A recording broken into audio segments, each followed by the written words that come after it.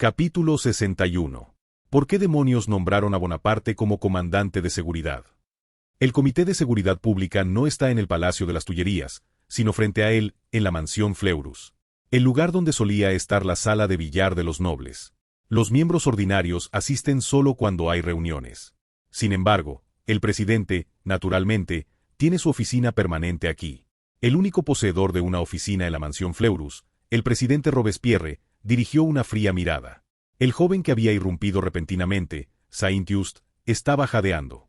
Es extraño que me hagas esa pregunta, representante Saint-Just. Presidente. Bonaparte es un hombre peligroso. Movilizó tropas hacia Vendée incluso antes de que llegaran las órdenes, y tiene parentesco con Hoche. Más peligroso que Dumouriez. Ante esas palabras, Saint-Just, el miembro más joven del Comité de Seguridad Pública, cerró la boca. Un mes después del nombramiento de Napoleón como comandante de seguridad. Aunque la seguridad sigue siendo inestable, hay algo que ha cambiado. La Guardia de Seguridad de París comenzó a realizar patrullas regulares. Hasta entonces, la Guardia de Seguridad tenía una disciplina terrible y ni siquiera cubría sus plazas. ¿Qué había cambiado? En realidad, la respuesta es simple. El Banco Recamier, uno de los más prestigiosos de París, había otorgado un préstamo considerable. Al final, se necesita dinero para mover recursos, y los recursos son necesarios para que el ejército pueda operar. Por otro lado, observando estas actividades, Saint-Just, miembro del Comité de Seguridad Pública, se inquietó por la capacidad de Napoleón para movilizar la Guardia de Seguridad atrayendo grandes sumas de dinero. Sin embargo, Robespierre lo presionó fríamente. Saint-Just, lo viviste en persona, así que deberías entenderlo mejor.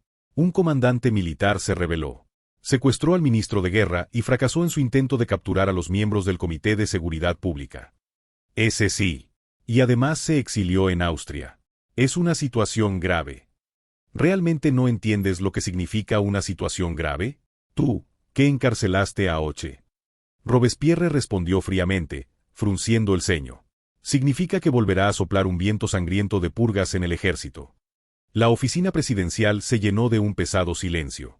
La purga es el acto de eliminar severamente a los corruptos para establecer disciplina. Normalmente, incluso despedir a alguien de su puesto se llama purga o purificación. Sin embargo, desde que comenzó la revolución, la purificación se había convertido esencialmente en lavar la suciedad con sangre matando personas. Ya había sido ejecutado el excomandante del Ejército del Norte, Philippe de Custine. El excomandante de Vendée, el duque Armand Louis de Gontaut-Biron, también terminó decapitado. En ese momento, muchos oficiales nobles conectados con ambos también fueron ejecutados. Si Lafayette, el líder de la oposición de facto, no hubiera arriesgado su vida para intervenir, quizás todos los oficiales nobles de Francia habrían terminado en prisión. Pero entonces Dumouriez cometió traición. Ahora ni siquiera Lafayette puede detenerlo. Naturalmente, a Robespierre tampoco le agrada esta situación. ¿Qué líder político disfrutaría cambiando comandantes durante una guerra? Por razones ajenas a la victoria o la derrota. En ese momento, Saint-Just volvió a exclamar con los ojos desorbitados. Entonces es aún más peligroso. Bonaparte tiene como ayudante a Eugène de Beauharnais, una persona problemática. Pero esta vez no fue Robespierre quien respondió, sino otro miembro. Este es el despacho presidencial. Un lugar donde los miembros del grupo de Robespierre mantienen conversaciones confidenciales. Entre ellos estaba Augustin, el hermano de Robespierre. Augustin, admirador de Napoleón, recordó el campo de batalla de Tolón y lo defendió. Eso es algo que no puedo entender. El mayor, no, el coronel Eugène es un excelente soldado. Lo vi en Tolón. ¿Qué logros ha conseguido ese muchacho para exagerarlo tanto? Caballero de la princesa, joven mensajero. Todos son solo artículos exagerados de la prensa. Se está excediendo. En ese momento, esta vez fue el tartamudo de Desmoulins quien se levantó de golpe. Artículos exagerados de la prensa. El joven mensajero fue reportado en mi periódico. Yo mismo confirmé los hechos con las fuentes. Saint-Just resopló ante la protesta de Desmoulins, quien hablaba bien cuando se enojaba.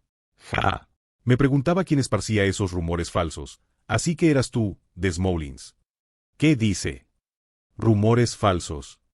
Son reportajes precisos y verídicos. Aunque fueran ciertos, no deberían haberse publicado. Mirando con desdén a Desmoulins, quien era mayor que él, Saint-Just exclamó arrogantemente. Es un exnoble, un paje real, y hasta rescató a la reina por su cuenta. Eugène de Beauharnais es un enemigo de la revolución. Debería ser enviado inmediatamente a la guillotina. Ante estas palabras, tanto Cambaceres el gastrónomo como Coulson el jurista paralítico miraron a Saint-Just con incredulidad. ¿De cuándo eran esos asuntos? Eran casos de hace al menos un año. Eugene ya había purgado sus culpas con el reclutamiento forzoso y había logrado méritos en el campo de batalla. El afable Cambaceres le hizo un gesto de advertencia, mientras que Coulson, el principista, lo reprendió. Eso no me parece correcto. Si hay problemas, deben resolverse mediante un juicio legal. Es inapropiado difamarlo como traidor de esa manera. Por supuesto, Saint-Just más bien regañó a los otros miembros. ¡Ja! Es por ser tan lentos que ocurren las rebeliones, señores. Fue entonces cuando Saint-Just. Fui yo, Robespierre, quien nombró a Eugene como subteniente. Justo cuando Saint-Just palideció, Robespierre habló solemnemente. Incluso un exnoble puede convertirse voluntariamente en ciudadano si abraza el espíritu revolucionario. Esa es la causa de nuestra revolución. Ese hombre es peligroso, presidente. Lo sé. Pero su peligrosidad proviene de su capacidad, no de que sea un contrarrevolucionario. De repente, Robespierre se levantó y le entregó un documento que había estado escribiendo en su escritorio. Ahora debemos purgar todo el ejército y renovarlo con leales a la revolución. De lo contrario, podría surgir otro caso como el de Dumouriez. Toma. Saint-Just, al recibir el documento, abrió los ojos de par en par. ¿Qué es esto? Como puedes ver, es una orden. Aunque no hay una resolución del Comité de Seguridad Pública, aquí hay 6 miembros reunidos, así que con tu firma tendría efecto de mayoría. Esto, presidente, liberará a Hoche.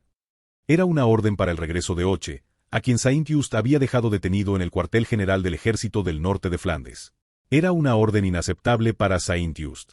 Si no hubiera sido una orden de Robespierre, el hombre que idolatraba.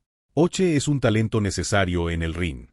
Además, a diferencia de Jourdan, cuya lealtad aún no ha sido probada, es un soldado leal a la revolución. Pero intentó nombrar comandantes por su cuenta. Solo reaccionó ante una emergencia. Firma también la siguiente orden. Ante la siguiente orden de Robespierre, esta vez los ojos de Saint-Just se entrecerraron. Ha elegido a Carrier. Robespierre desvió su mirada hacia la ventana. Sí. Primero necesitamos alguien que se haga cargo de Vendée. Para no dar tiempo a que el ejército, la asamblea y París se agiten. En poco tiempo. Afuera, el invierno de París aún estaba lleno de fría nieve. Sin embargo, esa nieve podría derretirse en cualquier momento. Por las llamas de levantamiento que los ciudadanos de París, esta ardiente ciudad, podrían encender. La época revolucionaria es un periodo realmente inestable incluso para el más alto poder. Por supuesto, ni siquiera quien una vez fue el más poderoso de Vendée es una excepción. Rossignol, tanto tiempo. Veo que aún andas por ahí intacto. Supongo que Marat te protegió bien. Carrier recibió al inesperado visitante en su residencia de París. Era el general Rossignol, quien había luchado en Vendée siguiendo las órdenes de Carrier. Ahora parece vagar sin un puesto en el ejército, ni siquiera lo acompañaba un ayudante. Probablemente estaba en una situación similar a la de Carrier, quien había recibido una orden temporal de reflexión de la convención. Rossignol, como si tuviera la garganta seca, bebió de un trago el agua que trajo el sirviente y miró fijamente a Carrier. ¿Qué piensa hacer, representante?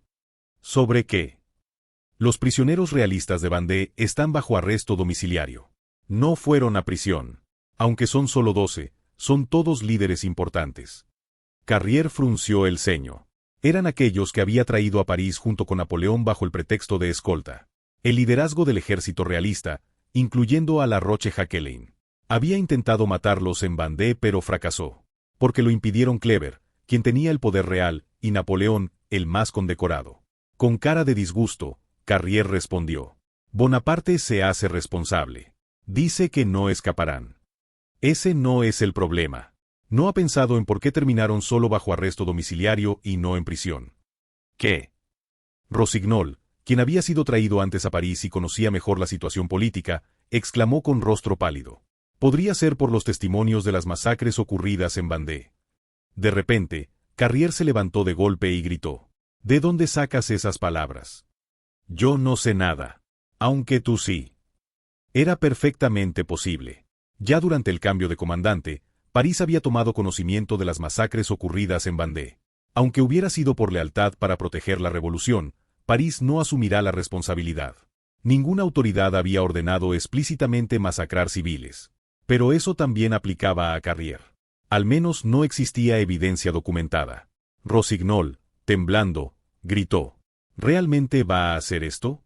¿Salvarse solo usted? Yo lo hice siguiendo sus órdenes. ¿De qué hablas? Yo solo ordené lidiar con bandidos, no di ninguna otra instrucción. ¡Maldito! Justo cuando los dos se levantaban para señalarse acusadoramente, la puerta fuera de la sala de recepción se rompió. ¡Cas! Los soldados entraron destrozando la puerta. Eran soldados regulares franceses con uniformes azules. El comandante al frente no era otro que el comandante de la Guardia de Seguridad, Napoleón. Napoleón miró fríamente a Carrier y se burló. Me pareció oír que hablaban de mí. Estuve escuchando. Esto se pone cada vez más interesante. General Bonaparte, ¿qué significa esto?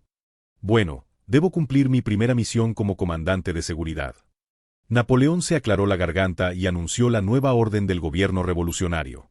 Representante Carrier, queda arrestado bajo cargos de masacre de habitantes de Vendée. Esta vez fue Carrier quien protestó con el rostro completamente pálido. ¿Por qué yo? Solo seguí las instrucciones del Comité de Seguridad Pública. Arresten a Rossignol, no a mí. No, si van a arrestarme, primero deben pedir cuentas al Comité de Seguridad Pública. Ah. De repente, un oficial pateó el abdomen de Carrier. Era Junot, el hombre con cabello como melena. Junot se inclinó hacia el oído de Carrier, que yacía en el suelo, y dijo con voz potente.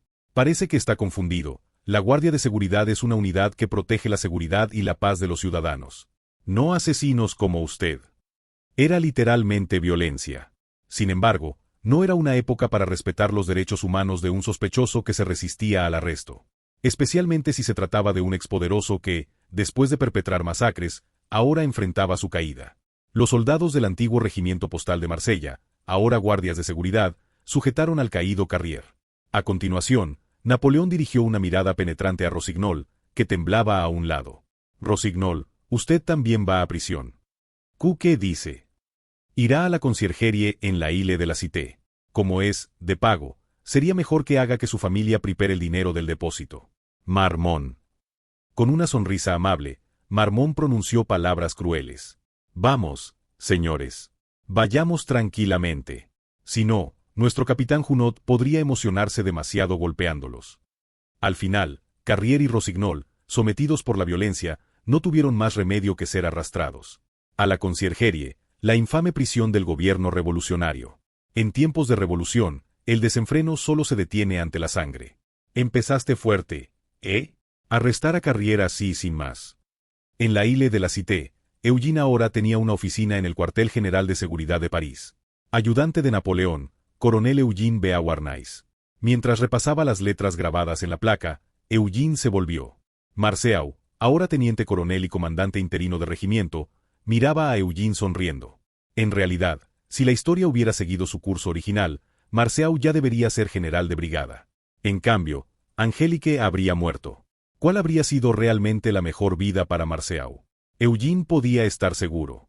Marceau definitivamente habría elegido salvar a Angélique. Encogiéndose ligeramente de hombros, Eugene respondió, ¿qué? ¿Sientes lástima? ¿Cómo podría? Aunque sí me preocupa. Carrier era miembro del grupo de Marat, ¿no? ¿No se alborotará la gente de Marat? Quizás incluso Hebert. Él también es un radical. Naturalmente querrán atacarnos. Además, como su especialidad es incitar revueltas ciudadanas, podrían movilizar a la comuna. La comuna. Una palabra francesa que significa pequeño pueblo. Un nombre que en la historia futura se haría famoso durante la Guerra Franco-Prusiana como el Gobierno Provisional Izquierdista de Liberación de París. Pero en realidad, su origen se remonta a las organizaciones ciudadanas autónomas creadas durante la Revolución. Marceau abrió los ojos de par en par. ¿Te refieres a la organización autónoma de los sans-culottes que reemplaza a la milicia? Parece que has oído de ella. Aunque no hace mucho que volviste a París. No puedo no saberlo. Hay una oficina de la comuna del distrito cerca de mi casa. Después de la Revolución, París fue reorganizada en unidades autónomas llamadas comunas. Aunque no eran organizaciones gubernamentales, se habían creado organizaciones políticas donde los ciudadanos tomaban decisiones de forma autónoma. El problema era que, como todo el proceso revolucionario había sido un conflicto armado, estas organizaciones también estaban todas armadas. Aunque la milicia Guardia Nacional aún existía, esta estaba fuertemente influenciada por Lafayette. Por eso, La facción jacobina, hostil a Lafayette, optó por dejar que las comunas mantuvieran su fuerza armada autónoma. A cambio, estas comunas apoyaban a los jacobinos con manifestaciones fuera de la Convención Nacional.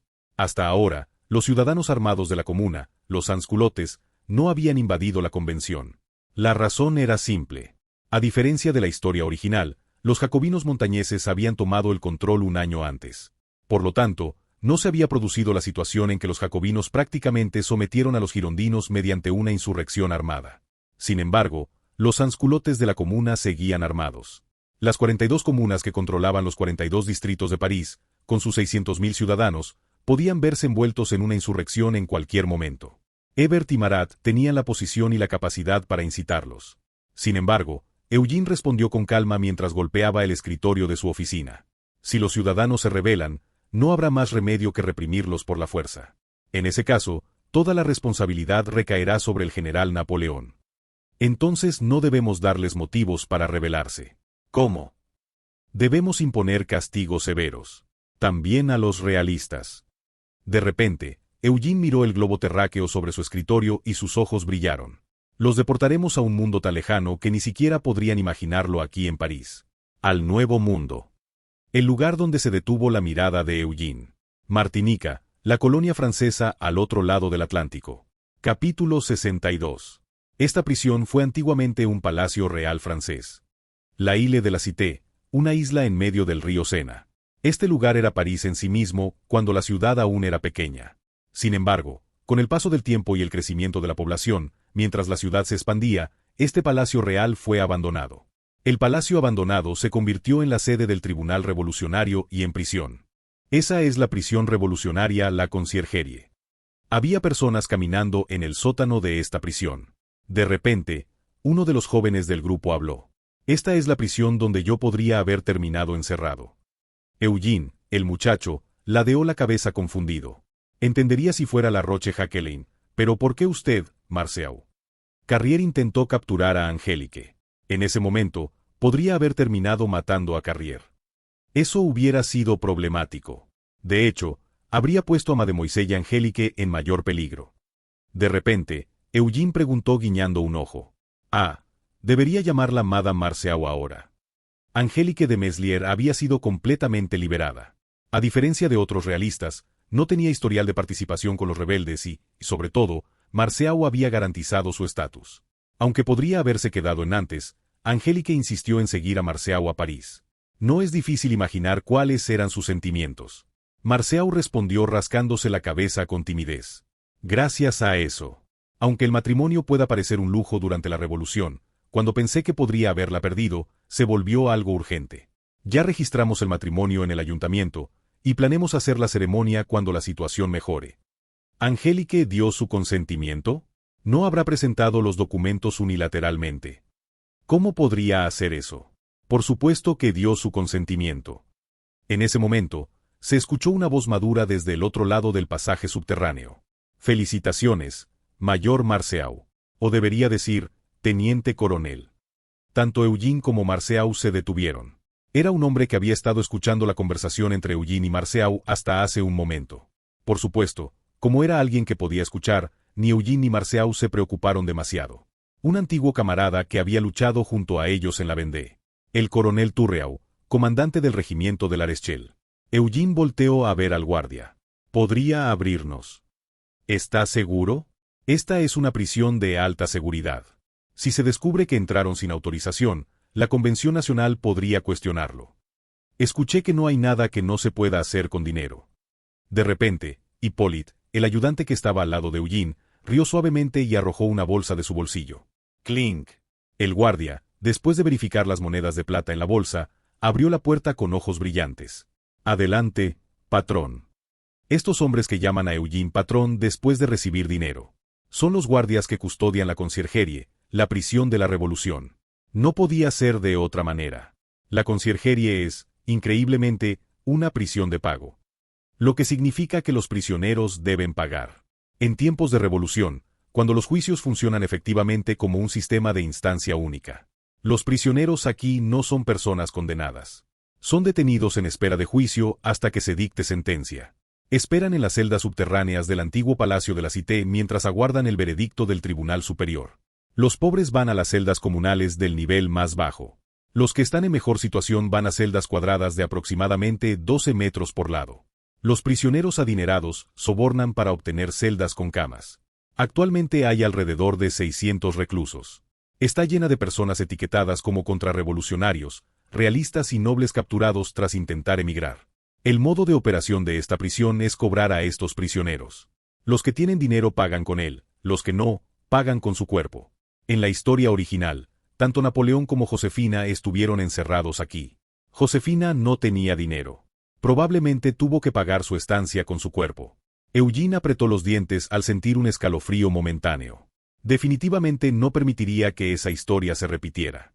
De repente, vio a Turreau, el hombre de mediana edad, frente a él. No esperaba verte así, mayor Eugene. Marceau, a su lado, añadió.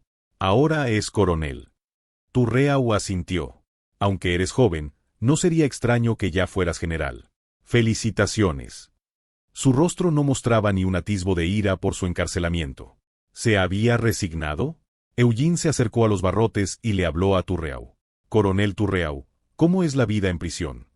No puede ser buena, pero lo considero como pago por mis acciones. No morirá. Sin embargo, París pronto conocerá la tragedia de la Vendée. El coronel Turreau, comandante del regimiento de la Rochelle, sonrió débilmente. Termine esto conmigo, coronel Beauharnais. La responsabilidad por la masacre de la Vendée no terminó solo con Carrier y Rossignol. A menos que decidieran encubrirlo todo, alguien tenía que asumir la responsabilidad en esta situación ya expuesta. Los oficiales que ejecutaron las masacres también fueron llamados a París y encarcelados. En particular, la responsabilidad de Turreau, quien dirigió las masacres en la Rochelle y el sur de la Vendée, era grave. Eugene, observando silenciosamente a Turreau, dijo: La revolución necesita chivos expiatorios. Yo, Rossignol y Carrier somos esos chivos expiatorios, ¿verdad? Esos dos morirán. Es inevitable. En ese momento, Eugene añadió: Pero usted me encontró. Antes de comenzar las masacres a gran escala. Ciertamente, la masacre es un crimen imperdonable. En la historia original, Turreau fue literalmente un carnicero que masacró a cientos de miles. Sin embargo, al encontrarse con Eugene, Turreau detuvo la ejecución en las etapas iniciales de la masacre. Para expiar sus pecados, ayudó a Eugene, contribuyó al cambio de comandante y colaboró en la finalización temprana de la guerra civil en la Vendée.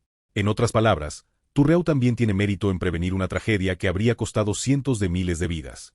Por eso, aunque Eugene lo presentó como chivo expiatorio, no tenía intención de dejarlo morir. De hecho, incluso en la historia original, Turreau reconoció sus crímenes y recibió castigo. Por supuesto, ese castigo difícilmente podría considerarse tan severo como para compensar la muerte de cientos de miles. Solo fueron algunos años en prisión, seguidos de un puesto como diplomático en el extranjero. El castigo que Eugene impondría ahora sería completamente diferente. Turreau miró a Eugene con una sonrisa amarga. ¿Cuál será mi castigo? ¿La guillotina? Al menos el dolor sería mínimo. Será algo más difícil. Martinica. ¿Martinica? La isla del Nuevo Mundo. Eugene le explicó a Turreau, quien parpadeaba confundido. El gobierno revolucionario ha decidido compensar la pérdida de las Indias Orientales en las Indias Occidentales. Pronto se formará una unidad para partir hacia Martinica. Un batallón de prisioneros. Punto. Este es exactamente el castigo que Eugene tiene preparado para Turreau. En realidad, no es solo idea de Eugene. En la historia original, Napoleón también envió a muchos revolucionarios problemáticos que se le oponían a Martinica, Santo Domingo, Haití y las Indias Occidentales, con el pretexto de sofocar las rebeliones coloniales y establecer una cabeza de puente hacia el Nuevo Mundo. Las rebeliones ya habían comenzado desde los inicios de la revolución. Han estallado rebeliones en todas las colonias de las Indias Occidentales, incluyendo Martinica y Santo Domingo. ¿Lo sabe? He oído hablar de ello. Dicen que los esclavos negros se rebelaron. En realidad, fueron los mulatos quienes lideraron más que los esclavos. Ese es un problema más complicado. Llevan sangre francesa y han recibido cierto entrenamiento militar. Si hubiera sido una simple rebelión de esclavos, las tropas locales ya la habrían sofocado. Pero en esta época, la mayoría de los residentes dominantes en las Indias Occidentales francesas son mulatos. Esto significa que hay muchos hijos ilegítimos nacidos entre los propietarios blancos y las mujeres negras. Los colonizadores franceses los trataban como esclavos, pero al mismo tiempo los utilizaban como administradores intermedios. Cuando estos administradores intermedios que controlaban a los esclavos se rebelaron, los propietarios quedaron indefensos. Para someterlos, Napoleón envió generales que se le oponían. Naturalmente, la mayoría fracasó y murió en las Indias Occidentales. Sin embargo, eso ocurrió a finales de la década de 1790, cuando la rebelión estaba en su apogeo. Ahora que la rebelión está en sus etapas iniciales, las cosas podrían ser diferentes. Turreau frunció el ceño y luego abrió mucho los ojos. Espere, ¿voy solo yo? Oh. Eugene miró a Turreau y torció la boca. No. Si fuera solo eso, difícilmente podría llamarse castigo. Además, usted solo no podría vencer en ese peligroso campo de batalla. Se necesitan más talentos y soldados. Planea enviar no solo al regimiento de la Rochelle, sino también a las fuerzas de represión de la Vendée. Sí, a todos los que participaron en las masacres. Aunque falta un grupo. En ese momento, Turreau abrió la boca de par en par. No me diga que los realistas también irán. Eugene asintió fríamente mientras observaba a Turreau, quien finalmente había comprendido su intención. Así es. ¿Podrá manejarlo? La Roche-Jacqueline y Lescure serán asignados bajo su mando. Las fuerzas de represión y los realistas irán juntos. Serán enviados a las tremendamente peligrosas Indias Occidentales. La unidad que Turreau comandará estará compuesta de prisioneros, exrevolucionarios llenos de resentimiento y exrebeldes realistas. Personas que se odian entre sí deberán empuñar armas juntas para sofocar la rebelión colonial. Es verdaderamente un castigo despiadado. Agarrando con fuerza los barrotes, Turreau murmuró. Realmente es un castigo peor que la muerte. Las enfermedades tropicales o los esclavos negros podrían ser aún más difíciles. La mayoría de los locales son mulatos que simpatizan con los esclavos negros. Pero como castigo por mis crímenes, es más bien leve. Eugene se sorprendió un poco. Los ojos de Turreau ya brillaban con entusiasmo. Turreau declaró con firmeza. Iré voluntariamente a servir en Martinica. Eugene observó a Turreau en silencio y asintió. Bien. Si sobrevive allí 5 años, le prometo esto, podrá regresar a Francia o ir a un continente más amplio. ¿Un continente más amplio? ¿Dónde? Luisiana. Los ojos de Eugene brillaron. Se convertirá en la vanguardia para recuperar la Nueva Francia. ¿Qué le parece? Nueva Francia, las colonias francesas en el Nuevo Mundo. Un territorio que se perdió completamente durante el reinado de Luis XV tras la derrota en la Guerra de los 7 años. Pero Eugene sabe algo. Si Napoleón llega al poder en el futuro, tendrá la oportunidad de recuperar la región de Luisiana. ¿Qué pasaría si para entonces las Indias Occidentales estuvieran completamente pacificadas? Francia podría proyectar su ejército hacia las colonias a través de las Indias Occidentales. De repente, antes de que Turreau pudiera responder, alguien más tomó la palabra. Si es algo así, iré con gusto. Turreau parpadeó y quedó atónito. Era alguien en quien no había pensado en absoluto. Era la Roche-Jacqueline, el líder de los realistas. ¿La Roche-Jacqueline? ¿Cómo es posible? Parece que en esta prisión todo se puede hacer con dinero. Y nuestro patrón parece tener mucho. Bueno, eso es cierto. La Roche-Jacqueline miró fijamente a Turreau y dijo, crucemos juntos el Atlántico, Turreau.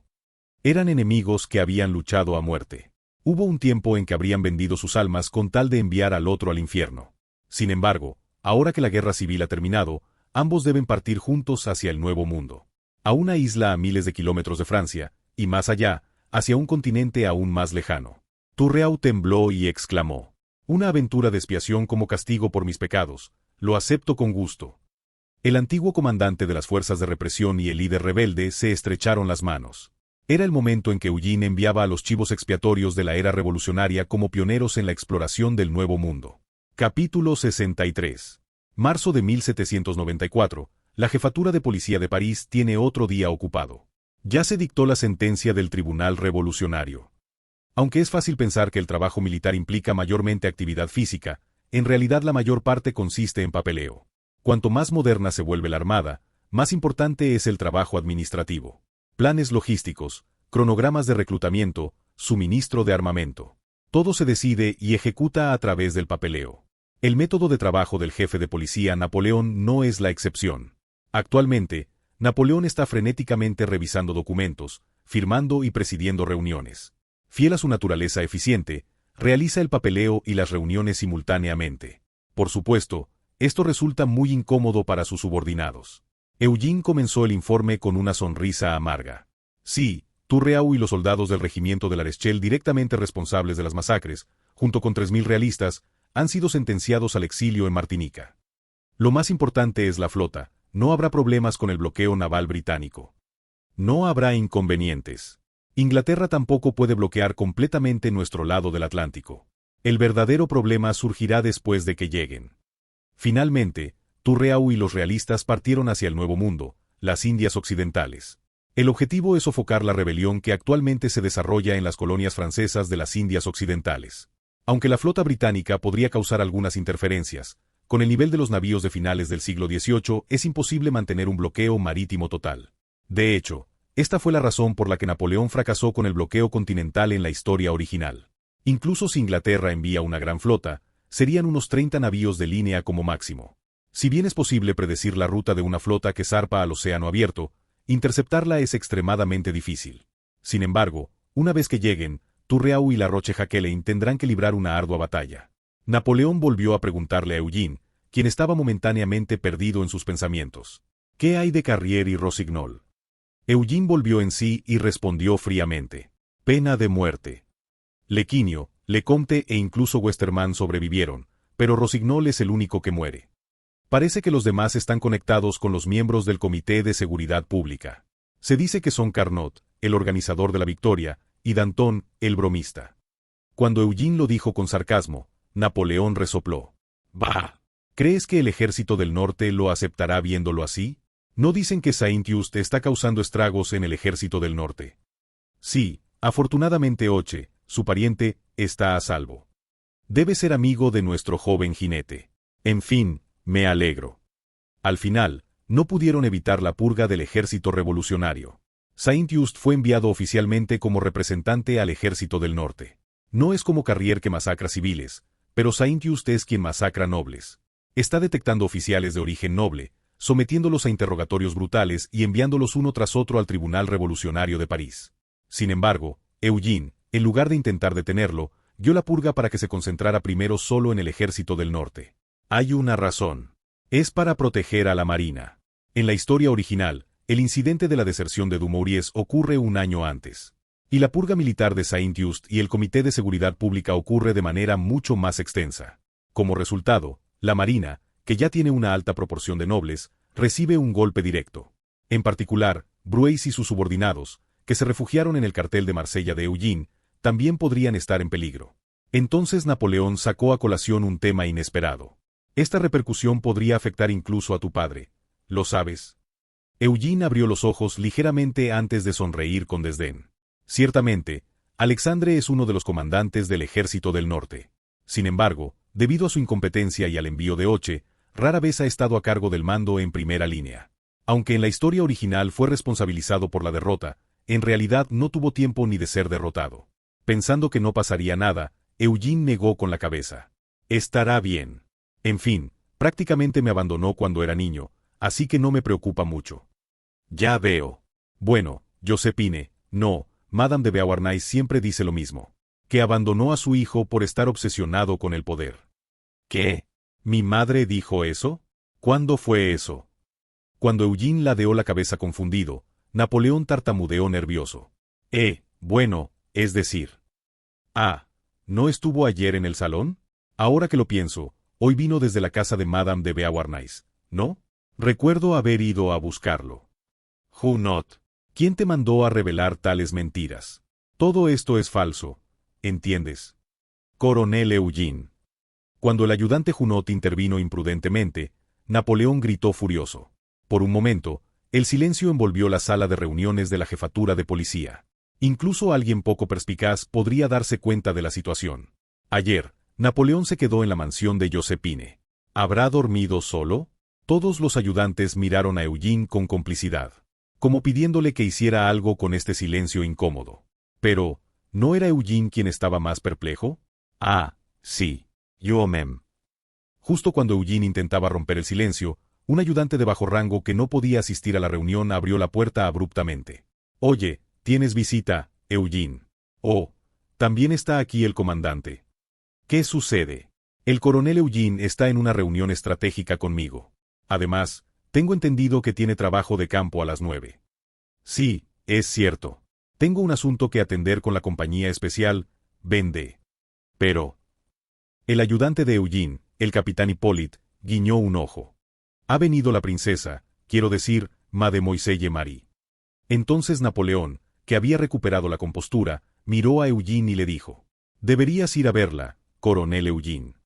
Ahora era el turno de Eugene de estar nervioso. Eugene se rascó la cabeza y sonrió amargamente. ¿No sería inapropiado ir a coquetear en medio de una reunión? Ah, como es un asunto personal, creo que podría verla más tarde. No. Aún te falta mucho para ser un verdadero soldado. No sabes cuál es lo primero que debe hacer un soldado cuando regresa a casa. Bueno, ver a la familia. De repente, con un rostro tan solemne como si estuviera dando órdenes tácticas, Napoleón declaró: Ahora aprenderás. Lo más importante siempre es el amor. Ante estas palabras más francesas que las de un francés, Eugene se quedó boquiabierto de incredulidad, mientras era expulsado de la sala de reuniones. Así que cuando un soldado regresa del ejército, lo primero que debe hacer es ver a su amor. Por supuesto, primero hay que tener un rendezvous. Siempre trabajando. ¿Y ahora a dónde vas? Voy contigo. La primavera también ha llegado a París. El clima es tan agradable que hace parecer insignificante el caos que causó el asunto de la Vendée durante febrero. Por eso Eugene pudo salir un momento de la jefatura de policía. Nada menos que con Marie-Thérèse, quien había venido directamente a buscarlo. Dos ponis caminan lado a lado por las calles de París. Rendezvous, una palabra francesa que significa encuentro. Es decir, una cita. Por supuesto, siendo Francia el país del amor, hay innumerables palabras relacionadas con el romance. Sin embargo, como la mayoría tiene connotaciones físicas, Marie-Thérèse, siendo una doncella recatada, usó una expresión muy sutil. Eugene, montado en su pony, caminaba por las calles de París y sonrió con ironía mientras miraba a Marie. Vamos, ni que fueras un cachorro con ansiedad por separación. ¿Qué te pasa, princesa? Llámame Marie. ¿Y quién es un cachorro? Oye, ¿qué estuviste haciendo en Marsella? Las chicas de allí son bonitas. Princesa, no, Marie. De repente, Eugene se acercó a Marie, quien también montaba un pony, y preguntó: ¿Cuántos años crees que tengo? Marie se sobresaltó y echó su cuerpo hacia atrás. Aunque todavía es claramente un muchacho, parece que está entrando en su etapa de crecimiento y aumentando su altura. Su corazón late con fuerza cuando Eugene, que ha crecido hasta ser casi tan alto como ella, se acerca. ¿Qué estás haciendo? Estás demasiado cerca. Los caballos van a chocar. ¿Qué dices? Si cuando éramos pequeños me acariciabas todo el tiempo. Además, ¿no decías que nunca te separarías de mí? No viniste hoy para verme. Bueno, es que hace casi un año que no te veo, y ni siquiera viniste a verme primero. De todos modos, aléjate. Eugene sonrió y acarició la cabeza de Marie. No te preocupes. No pasó nada, y honestamente estaba tan ocupado que ni siquiera tuve tiempo de pensar en otras cosas. Cada día era como una guerra, o era un campo de batalla. Especialmente en Tolón y la Vendée, si te distraías un momento, tus compañeros morían a tu lado. Dicen que una mentira se compone de 9 partes de verdad y una de mentira. Es cierto que Eugene había estado ocupado luchando, haciendo negocios y volviendo a la guerra. Pero decir que no pasó nada es mentira. Después de todo, la noche antes de partir de Marsella, recibió el regalo de un beso francés. Sin embargo, Marie, aunque obsesiva, es buena y sus ojos se llenaron de lágrimas ante las palabras de Eugene. ¿Fue muy difícil? Ahora que lo veo, parece que tu cara se ha vuelto más delgada de un lado. Es solo porque estoy creciendo. Todavía tengo las mejillas de bebé. Necesito crecer más rápido. No necesitas crecer tan rápido. Lo más importante es que estés a salvo. Ya no vayas a lugares como campos de batalla. Ante las palabras de Marie, Eugene sonrió incómodo y señaló con la barbilla. Nuestra ingenua princesa. No te quejes. Este año París también se convertirá en un campo de batalla. Marie no entendió las palabras de Eugene y ladeó la cabeza. ¿Qué quieres decir? Mira las calles. Ves escenas que no podrías ver en el palacio o los suburbios. En ese momento, Un ruido de algo rompiéndose asustó al pony de Marie. Cuando Marie se volteó sorprendida, vio gente gritando furiosamente en una tienda de la calle. ¿Cómo es posible que el precio del pan se duplique en un día? ¿Qué quieres que haga? No llega el trigo. Esto es París, así que no está tan mal. ¿Sabes cómo está la situación en las provincias? ¿Qué tonterías dices? Cuando estuve en Marsella el mes pasado, el pan costaba la mitad. El panadero y los clientes se agarran del cuello frente a la panadería. Aunque la comida no se puede comparar con la de la época real, Marie rara vez ha pasado hambre. Esto es inevitable ya que Recamier, a pedido de Eugene, se hizo cargo de su manutención. Además, el gobierno revolucionario no puede permitir que se diga que los miembros de la antigua familia real murieron de hambre. Pero al entrar a París desde los suburbios, les esperaba una escena inesperada. Por favor, una moneda. Por favor, solo una moneda. Un mendigo sin un brazo gritaba suplicante con su única mano. Probablemente fue herido durante la guerra o escapó de una masacre. Sin embargo, los ciudadanos solo pasan de largo, ignorándolo. De repente, un grito surgió entre la multitud de ciudadanos. ¡Ah! ¡Un ladrón! Al ver al ladrón que salió corriendo, Eugene giró las riendas de su pony. A ese tengo que atraparlo. ¿Qué vas a hacer?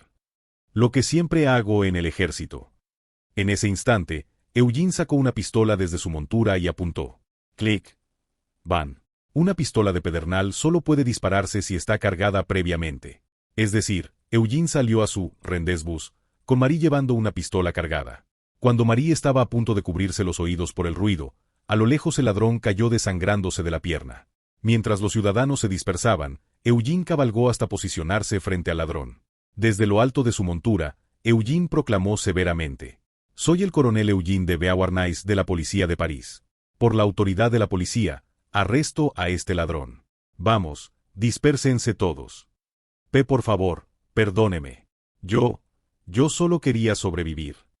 Devuelve lo robado a su dueño. Y tú vas al reclutamiento forzoso. Tournier. En ese momento, Tournier, quien venía como escolta, bastante atrás, se acercó con una sonrisa. Sí, coronel. Oye, levántate ya. ¿Por qué tanto drama si ni siquiera te dio la bala? No quiero ir al ejército. Por favor, perdónenme.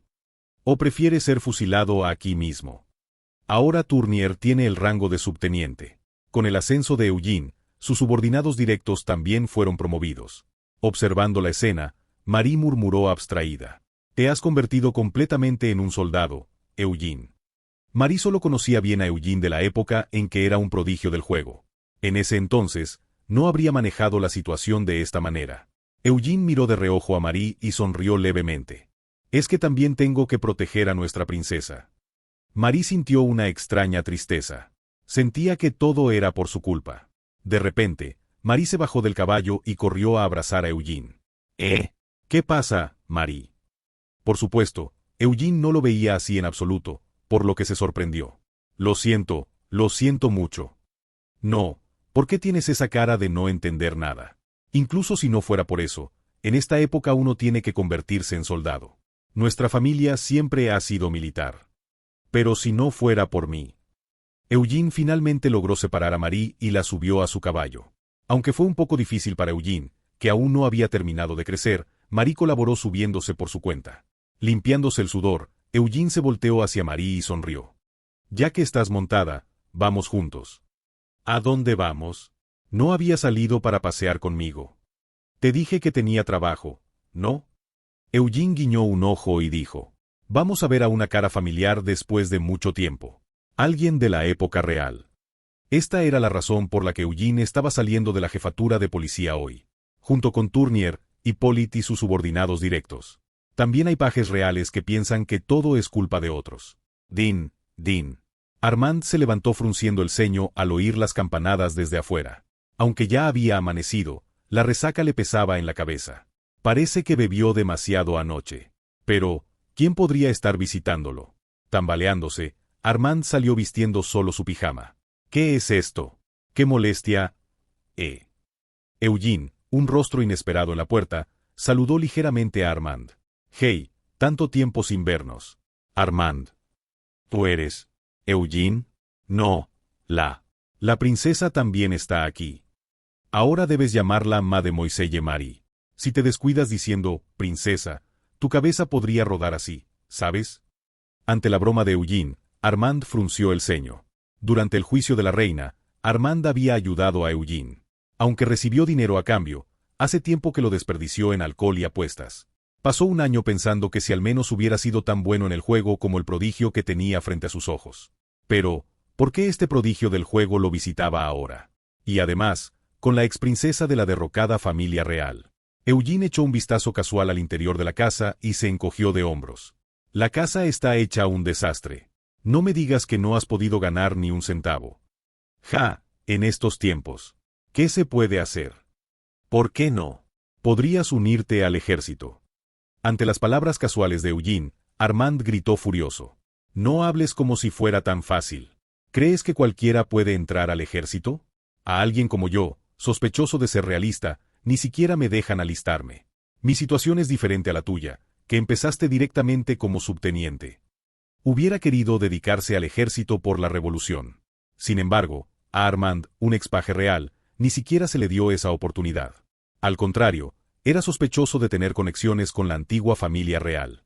Eugene miró a Armand y sonrió levemente.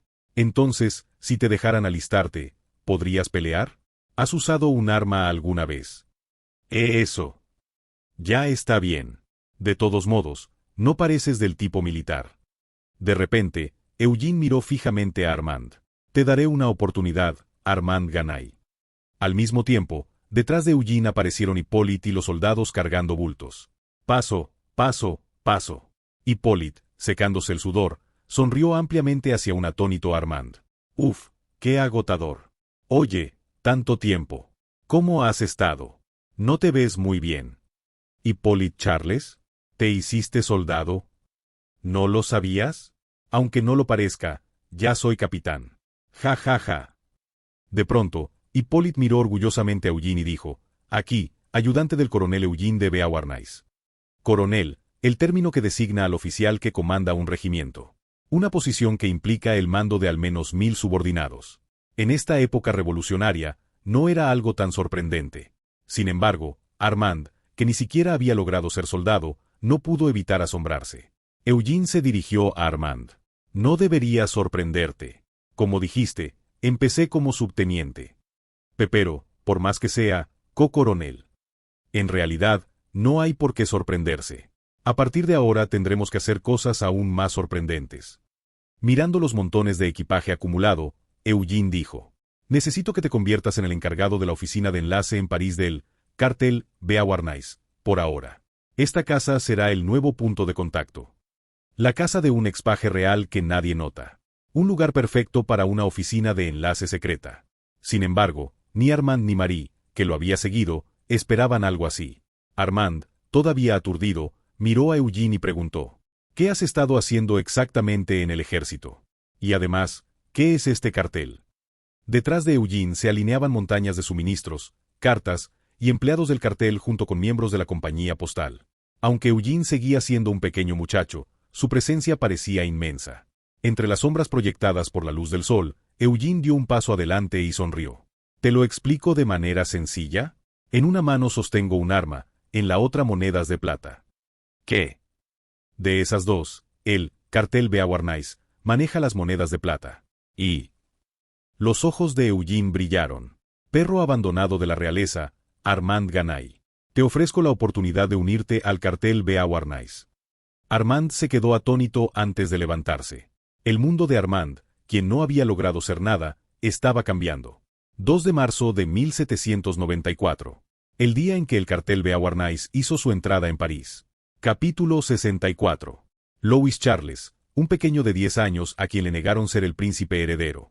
Por eso, ella cree saber bastante bien que los niños causan problemas y hacen cosas inesperadas en cuanto uno les quita la vista de encima. Sin embargo, ¿qué clase de problema habrá causado Eugene, el muchacho que le gusta a Marie? ¿Qué hiciste exactamente en Marsella, Eugene? Marie lo confrontó en el Café Beauharnais. Marie había visto claramente cómo Eugene nombraba a Armand como responsable del punto de contacto del cartel Beauharnais. Recursos abundantes, soldados que obedecen órdenes, y además una operación que parece de gran escala. Para Marie, una señorita de buena familia, era algo inimaginable. Por supuesto, Eugene solo ladeó la cabeza. ¿Por qué te sorprendes tanto? Yo ya ganaba mucho dinero en París. Ah, no lo sabías. No lo sabía. Escuché que estabas ayudando a mi familia, pero Tornet tampoco me lo dijo. ¿Tornet? ¿De qué hablas? Cuando Eugene miró a Tornet, quien hacía guardia detrás, este desvió la mirada fingiendo no saber nada. Ahora está inquieto mirando a Marie. Parece que había algo entre Marie y Tornet que Eugene desconocía. Finalmente, Marie suspiró y confesó. Es que, como no enviabas cartas. Estaba preocupada, así que, le pregunté. En resumen, había estado recibiendo noticias de Eugene a escondidas a través de Tornet. Eugene sonrió amargamente y miró fijamente a Marie. Ya tiene 16 años, una edad en la que no sería extraño que se casara. Pero todavía tiene aspectos infantiles. En momentos así, sería mejor disimular y hacerse el desentendido. Mientras observaba a la jovencita que por alguna razón le daban más ganas de proteger, Eugene le pellizcó la mejilla. ¡Ay! Mi princesa, de verdad. No tienes que preocuparte tanto, no me voy a escapar a ningún lado. Eso dices. Pero te fuiste al campo de batalla. Y volverás a ir. Eugene sostuvo las mejillas de Marie y le habló con seriedad. Tal vez sea cierto. Pero incluso entonces, volveré. En ese momento, Marie lo tomó por sorpresa. Lo besó en los labios. No era su primer beso, pero esta vez fue tan directa que Eugene quedó momentáneamente aturdido. Dulce, suave, con un aroma a lirio que rozaba su nariz, sus labios ardían. Justo cuando su lengua comenzaba a moverse torpemente, se escuchó una tos fingida. Bueno, es agradable de ver. Dama se rascó la cabeza mientras miraba a Eugene y Marie, quienes se separaron apresuradamente. ¿Debería volver más tarde? O como esta noche habrá acción, tendré que volver mañana. Oiga, damas. ¿Qué tonterías dice? Por más que sea así, ella es la princesa de la familia Borbón a quien usted juró lealtad. ¿Princesa? Ah, lo siento mucho. Soy Antoine de la familia Damas. Mi padre era el gobernador de Martinica. Hacia Damas, quien se disculpaba apresuradamente, Marie sonrió con el rostro sonrojado. Gracias. Y no se preocupe, no es un malentendido. No es un malentendido. Entonces son ese tipo de relación. Damas. En ese momento, Eugene golpeó la mesa y se enojó. ¿Cree que lo llamé para hacer bromas? La llamé porque la princesa, no, Marie necesita saber desde ahora. Justo cuando Marie se sobresaltó sorprendida, Dama sonrió suavemente y le guiñó un ojo. Ya veo. Patrón Beauharnais. ¿Significa que ella podría ser nuestra futura señora? Marie, sintiéndose extrañamente alegre, se apartó el cabello y preguntó. ¿Qué cosa? ¿Qué es lo que necesito saber? Primero, necesito a alguien que supervise el negocio en París en mi lugar. Originalmente era el rol de Damas, pero él estará ocupado expandiendo la base en Marsella por un tiempo. ¿Supervisor? ¿Negocio? ¿Expansión? ¿De qué estás hablando? Eugene sonrió mientras le tocaba la nariz a Marie. Es exactamente lo mismo que has estado haciendo hasta ahora. Recopilar información, hacer juicios basados en ella y tomar decisiones. Es lo que solían hacer las reinas en la corte. El rostro de Marie se tornó completamente rojo. Reina. Le hacía temblar, como si estuviera diciendo que sería la esposa de Eugene.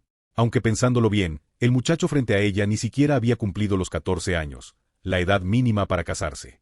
Marie, que se cuestionaba si le gustaban los niños, sacudió la cabeza. No parecía ser eso. Era porque la actitud de Eugene era demasiado madura. El rostro de Marie volvió a enrojecerse. Recopilación de información. Porque acababa de darse cuenta de que se refería a que ella había estado investigándolo. Yo. De todos modos, si la época no hubiera cambiado, habrías tenido que casarte con alguna familia real y hacer este trabajo. De hecho, considerando tu edad, es demasiado tarde. Ahora me estás confiando lo más importante para ti. Eugene miró a Marie y le habló con seriedad. Marie, por eso solo puedo confiártelo a ti. Porque conoces mi mayor vergüenza. En ese momento, Marie abrió mucho los ojos. ¿Qué vergüenza podría tener el joven Eugene? Un asesinato. Y no cualquiera, sino haber causado la muerte del rey. Todo por Marie. El apodo de Caballero de la Princesa era un malentendido público, pero al mismo tiempo era un título preciso. Entonces Marie, que conocía ese secreto, debía hacer cualquier cosa por Eugene. Marie asintió. Lo protegeré sin falta. ¿Qué debo hacer? Eugene sonrió mientras miraba de reojo a Damas, quien ladeaba la cabeza entendiendo solo la mitad de la conversación. Primero, empecemos con la inversión en una fábrica química. Era una inversión absolutamente necesaria, aunque solo fuera para crear la nueva pólvora, tan crucial para las armas. Entonces, ¿quién sería el mejor químico de esta época? ¡Socorro! Soy inocente. ¡Ah! Aquí hay un hombre siendo apedreado por ciudadanos enfurecidos en la calle. Es un hombre de mediana edad, de 50 años, que todavía usa la peluca rizada de la antigua dinastía. Aunque solo parece un académico, los ojos de los ciudadanos que lo rodean están llenos de furia. Un ciudadano que parece ser de la milicia gritó mientras lo amenazaba con una bayoneta. «Maten a ese recaudador de impuestos. ¿Por qué quieren matar a una buena persona como yo? Incluso cooperé plenamente con la revolución. No me hagas reír». En ese momento, el ciudadano que apuntaba con la bayoneta, Antoine Dupin, gritó: «Tú malversaste los impuestos que recaudaste de nosotros para quemar diamantes. Lavoisier». Ese era el crimen que el hombre de mediana edad, Lavoisier, había cometido antes de la revolución. Los europeos del siglo XVIII creían en la existencia del llamado flogisto, es decir, el calórico y el éter. Era incluso una teoría establecida en la comunidad científica. Lavoisier, miembro de la Academia Francesa y destacado químico, lo dudaba. Entonces, ¿cómo podría confirmar que el calórico y el éter no existían? El método sería confirmar si la masa antes y después de quemar una sustancia es la misma. Aunque no solo Lavoisier tuvo esta idea, fue el único que realizó el experimento. A través del impactante experimento de quemar diamantes. Pero, ¿cómo consiguió Lavoisier esos costosos diamantes? Porque era rico. El problema está en cómo acumuló su riqueza. Intermediario en la recaudación de impuestos. Era uno de los que pagaban por adelantado los impuestos a la antigua corona y luego los extorsionaban del pueblo. Y Lavoisier era uno de ellos. De hecho, era un recaudador bastante conocido. Lavoisier intentó explicar desesperadamente la legitimidad del experimento con diamantes. Eso fue para confirmar algo llamado la ley de conservación de la masa. Esta ley significa que... Cállate. Señores, el gobierno revolucionario está dejando vivir a este tipo. Matémoslo nosotros. Correcto. Matémoslo. Córtenle la cabeza a los enemigos de la revolución. Los sansculotes armados con bayonetas se abalanzaron sobre Lavoisier junto con mujeres y niñas. ¡Socorro! En ese momento, un joven corrió apresuradamente al lado de Lavoisier. «No hagan esto. Este hombre está investigando pólvora para el ejército revolucionario. No es un enemigo de la revolución». Cuando el joven extendió sus brazos para proteger a Lavoisier, Dupin gritó rechinando los dientes. «¿Y tú quién eres? Por tu aspecto eres un noble.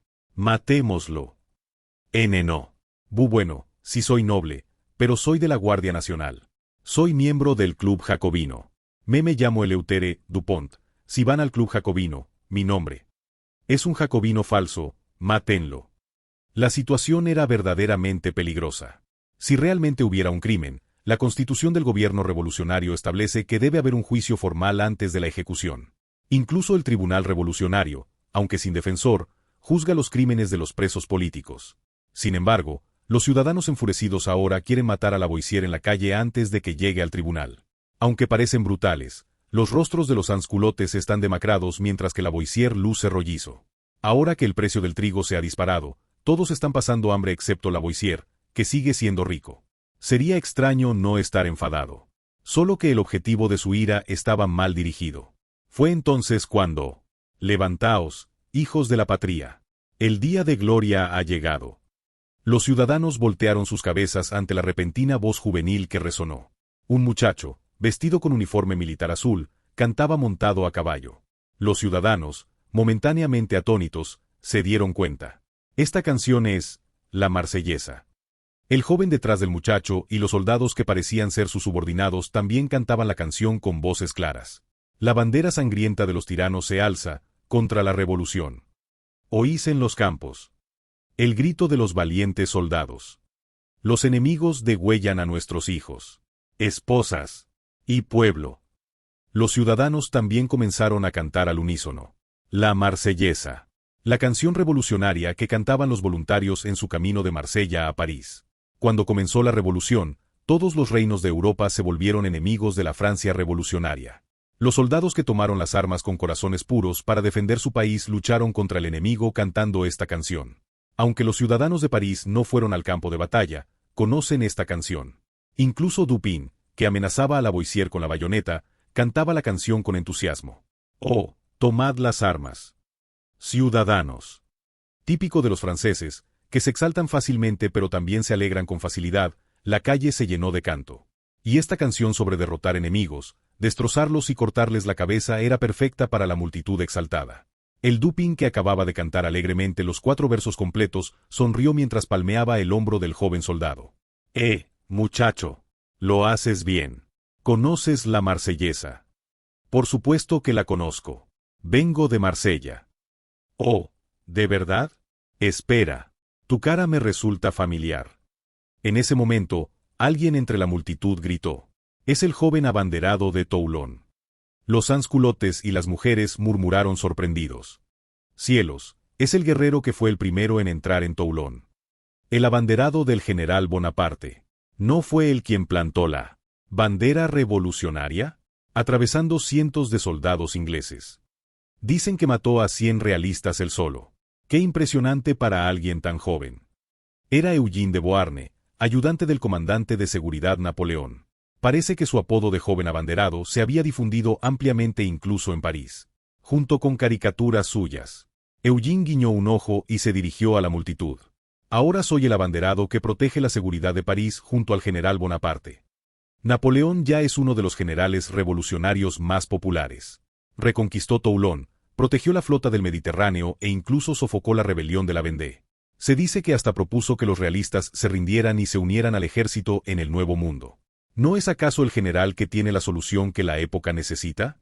Eugene, que había transformado la exaltación en alegría, se dirigió respetuosamente a la multitud, especialmente a Dupin. Como coronel de la Guardia de Seguridad, les pido a los ciudadanos, el gobierno revolucionario pronto juzgará a estos individuos. Así que, por hoy, retírense. Dupin, la milicia ciudadana y las mujeres se miraron entre sí con vergüenza antes de dar media vuelta. Bueno, está bien. Si la Convención Nacional se encargará. Yo también pensaba lo mismo. Ahora el general Bonaparte protege París. Ja ja ja. Eugene sonrió mientras miraba de reojo a Lavoisier, que permanecía sentado aturdido. Bien, ¿me recuerda? Monsieur Lavoisier.